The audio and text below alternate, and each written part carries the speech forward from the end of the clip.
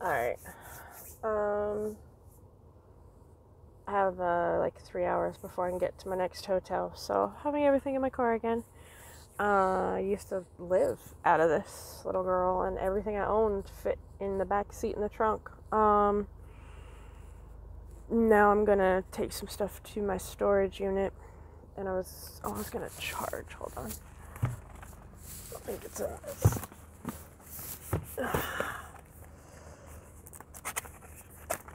Yes. You can't keep chargers in the car during the night because they'll break. They get too cold. So I had forgotten to charge it on the way up here, and it's about to die. I don't know. It just keeps going through my head more and more about why I do videos, why I do. Well, that's weird. There we go.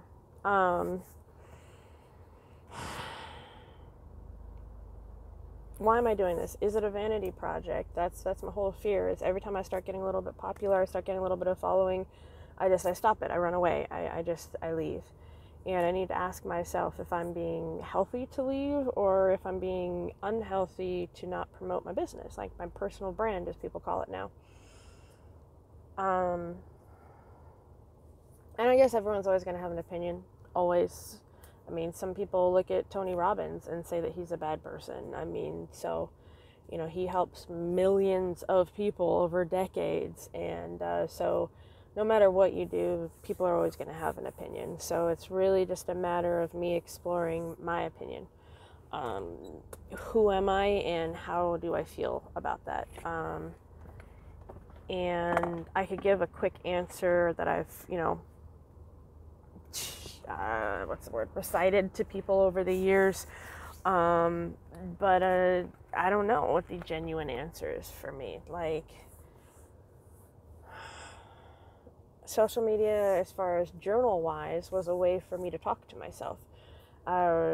Typing it out, listening to music while typing it out, and like really getting into my thoughts and my flows and that kind of thing. Video is different. I hate people in my face. I fucking hate it. I don't do video calls. Unless it was my kids. I loved video calls with my kids. But they're my kids. I'm used to them being in my face. So I guess maybe that's it. I don't know. But so trying this video medium over multiple times, there's just something that still triggers me about it. I don't even like to look at myself in the mirror, honestly. Probably because, I am the genetics of my mother and my biological mother, grandmother, my father's side, and neither of them were healthy to me, and this is probably about the age, or at least the facial structure that I grew up seeing. So when I look at my face, I see somebody that I want to punch, not somebody that I want to appreciate. So that's something that I always go through. I don't know. I'm just tired of going through it all the time. I'm tired of running in these emotional, mental circles that I've been running in for so long. So something's got to give. Something's got to change. And I'm going to... Oh. That's not going to help me. Oh, maybe the block of ice is slowly moving. Yeah, in case you couldn't tell, it's cold outside. It's cold in here too, but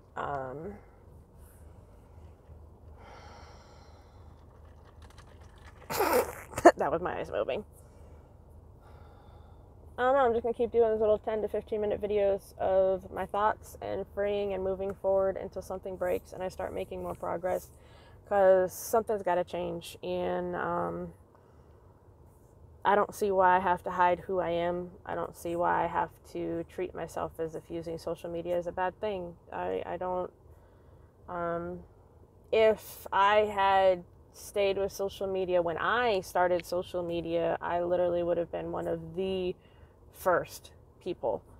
Before there was a Gary Vee, before there was a Tai Lopez, before Grant Cardone was on social media. He's definitely been doing sales longer than I was doing social media, but I was doing social media before he was. I just was afraid that my mother was right, that because people like me, that makes me a bad person. And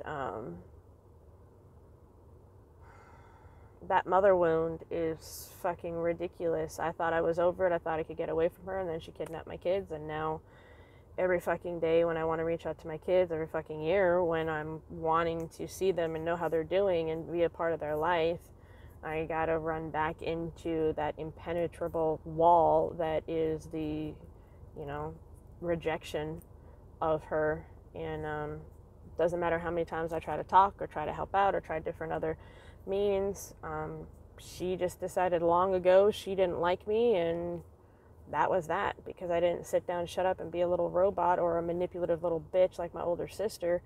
And because I wouldn't join in their manipulation games, because I kept calling them on the truth and saying they had to be accountable, they shunned me and they triangulated against me, and they I don't forget the term, but they'd build me up in private. They'd build me up and then wait until it was in public and then do something that knew that I would react to it, and then be, see, that was her. Oh, see, it was her. And that's not something you do to somebody you love. That's not something you should do to anybody. You shouldn't even do it to somebody you hate. I mean, seriously, that's what really, really emotionally broken, emotionally stunted people do. And that definitely describes my mother, which you can't blame her. I mean, she was like, what, a little 16, 17-year-old who fucked a boy to make some other girl jealous and happened to get pregnant. So, she just never grew up past that manipulation mentality. So because I refuse to manipulate, I think that's where I start to get afraid of the influence, because I do get to places in my life where I'm very influential to people, and as soon as people say that, I'm like, whoa, I don't want to be a manipulator. And I think that's where a huge part of my journey, my whole life, has been what's manipulation versus influence, what is unhealthy versus healthy. And that's always what I ask. I'm like, what is healthy versus unhealthy?